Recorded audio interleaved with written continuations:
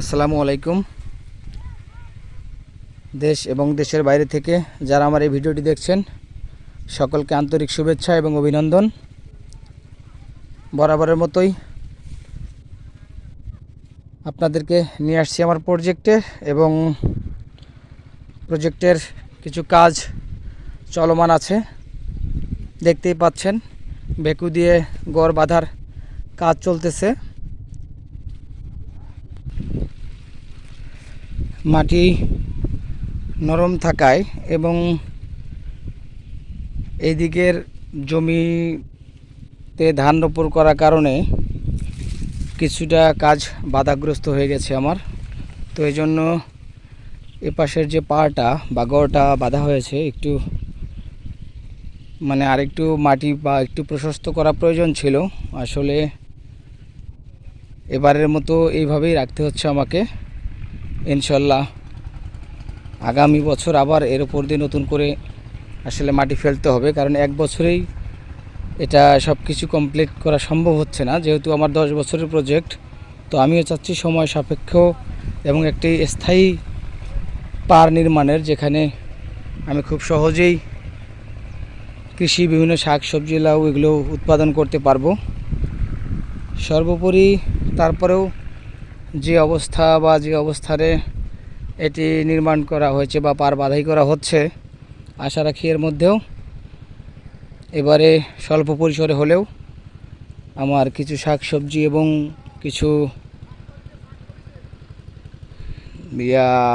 অন্যান্য যেমন পেঁপে এরকম কিছু গাছ রোপণ করব। আমি এই প্ল্যান নিয়ে আগাচ্ছি। আসলে আপনারা যারা আমার ভিডিওগুলো দেখছেন তারা অবশ্যই সাজেস্ট করবেন, এবং বিশেষ করে যারা এরকম কৃষি বা এরকম মৎস্য চাষ করে থাকেন এবং পাড়ের মধ্যে বিভিন্ন শাকসবজি উৎপাদন করেন বা এই কাজে পারদর্শী, আমি সকলের সহযোগিতা চাচ্ছি। কেননা সকলের সম্মিলিত সহযোগিতার মাধ্যমেই আমি এগিয়ে যেতে চাই। তাছাড়া আমিও যেহেতু নতুন করে শুরু করতে যাচ্ছি, এজন্য আমারও অনেক জানার ঘাটতি থাকতে পারে। সেই দিক দিয়ে আসলে সকলের যে ভালো মন্দ বা কি চাষাবাদ করলে এখানে ভালো হবে বা কি করলে আমি ভালো একটা রেজাল্ট পাবো বা ফলন ভালো পাবো, এটা নিয়ে আপনাদের সকলের পরামর্শ আশা করছি।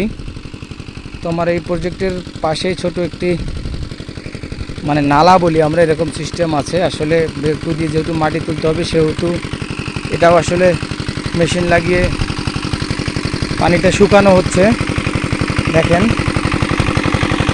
মেশিন দিয়ে শুকানো হচ্ছে আসলে, এবং মেশিন স্টার্ট করা হলো এবং এই কন্ডিশনে এটাও শুকানো হবে। ইনশাল্লাহ এখানে কিছু মাছও পাওয়া যাবে। যাই হোক, তো আপনারা যারা কৃষি বিষয়ে জ্ঞান রাখেন বা কৃষি এরকম মাছ চাষের সাথে সম্পৃক্ত এবং পাড়ের মধ্যে কৃষি কাজে পারদর্শী, আমি সেই সকল ভাইদের প্রতি রিকোয়েস্ট করতেছি যে আসলে আমাকে আপনারা বিভিন্নভাবে পরামর্শ দিয়ে সহযোগিতা করবেন, যেন আমি সাকসেস হতে পারি এবং মহান রব্বুল আলামিন আমাকে এখান থেকে ভালো কিছু করার তৌফিক দান করে। যে আমার গড় দেখতেছেন, এটা সর্বনিম্ন 3.5 হাত থেকে সর্বোচ্চ 4-4.5 হাত পর্যন্ত বর্তমান যে প্রশস্ত সেটা। তো এই গড়ে আমি আপাতত স্বল্প পরিসরে কিছু শাকসবজি বীজ রোপণ করতে চাচ্ছি, এবং যারা দেখছেন সকলের প্রতি রিকোয়েস্ট যে আসলে পার্টি আরও কীভাবে বা আমি কীভাবে এখানে মাচা তৈরি করতে পারি বা কীভাবে এগুলো আরও বাধাই করা যেতে পারে বা কিভাবে করলে ভালো হয়, সেই বিষয়ে অবশ্যই পরামর্শ দিবেন। এই যে আমার ভেকু দেখতে পাচ্ছেন এখানে আছে। ভেকু আপাতত আজকে কাজ বন্ধ আছে, কেননা মাটি নরম থাকার কারণে আসলে কাজগুলো তেমনভাবে করতে পারছি না। এই হচ্ছে আমার দ্বিতীয় যে বড় পুকুরটা, সেটা আসলে এগুলোকে পুকুর বলা যাচ্ছে না, কেননা এখানে ধান মাছ দুটোই হবে আর এগুলোর গভীরতাও খুব কম, এজন্য আসলে এগুলোকে পুকুর বলা যাচ্ছে না। এই হচ্ছে আমার, এটার আয়তন হচ্ছে 1 একর 20 শতক, অর্থাৎ 120 শতক। আর দ্বিতীয় এটা হচ্ছে 70 শতক। এই হচ্ছে আমার প্রজেক্টের অবস্থান। সর্বোপরি আমি আপনাদেরকে আমার দৈনিক যে কাজের ইনশাল্লাহ সব আপডেট দিয়ে আপনাদের পাশে থাকবে, এবং আমি আশা রাখব আপনারা আমার এই ভিডিওগুলোকে শেয়ার করে সকলের মাঝে ছড়িয়ে দিন, যেন আমি অন্তত যারা এই বিষয়ে দক্ষ তাদের কাছ থেকে কিছু পরামর্শ পাই এবং আমার কিছু উপকার হয়। আসলে কারো উপকার করার উদ্দেশ্যে যখন আপনি কোনো কিছু করবেন, অবশ্যই আল্লাহ তাআলা আপনার জন্য ভালো কিছু রাখবে। কেননা মানুষের উপকার করতে চাইলে অবশ্যই আল্লাহ তাআলা আপনার উপকারও করবেন। আসলে সময়টা এখন এমন যে দুনিয়া আসলে কেউ কারো ভালো দেখতে পারে না বা দেখতে চায়ও না। আসলে আমি এই প্রজেক্টটা শুরু করতে গিয়ে এই বিষয়টা খুব ভালোভাবে ফিল করতেছি। যাই হোক, সেগুলো থাক। আপনি যখন সাকসেস হবেন দেখবেন তখন আপনার বন্ধু বান্ধব বা কোনো কিছুরই অভাব হবে না, কিন্তু সাকসেস হওয়ার আগ পর্যন্ত আপনি কারো সান্নিধ্য ওইভাবে পাবেন না। সবাই আপনাকে এড়িয়ে যাওয়ার চেষ্টা করবে। সেটা হতে পারে হিংসায়, সেটা হতে পারে কোনো স্বার্থের কারণে, সেটা হতে পারে যে আপনাকে 2 টাকা হেল্প করা লাগতে পারে, সেই ইয়েতে হয়তো কেউ পিছু টান দেবে। সর্বোপরি আপনি আপনার কাজে মনোনিবেশ করবেন, ইনশাল্লাহ সাকসেস হবেন। তো এটা হচ্ছে আমার এখানে থাকার জন্য একটি আপাতত যে ঘর আছে এখানে একটি, এবং এই ঘরটাকেও আমি আরও সুন্দর করে মডিফাই করব।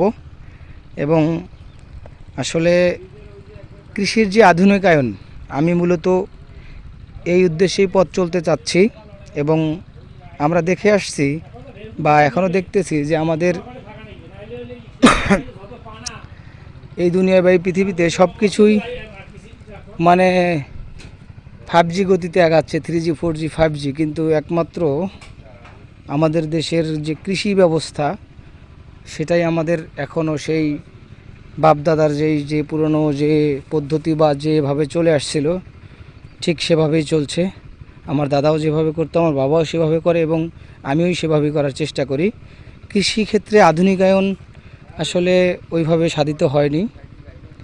তো মূলত আমার উদ্দেশ্য হচ্ছে কৃষির আধুনিকায়ন, এবং কৃষিকে কিভাবে আধুনিকায়ন করে স্বাবলম্বী হওয়া যায় বা নিজে একজন ছোট উদ্যোক্তা হওয়া যায়, এটাই মূলত আমি করতে চাই। এবং আমার এই প্রচেষ্টাগুলোকে আপনাদের মাধ্যমে সবার মাঝে তুলে ধরতে চাই। তো আপনারা যারা আমার ভিডিওগুলো দেখেন, তো সকলের কাছে অনুরোধ রাখবো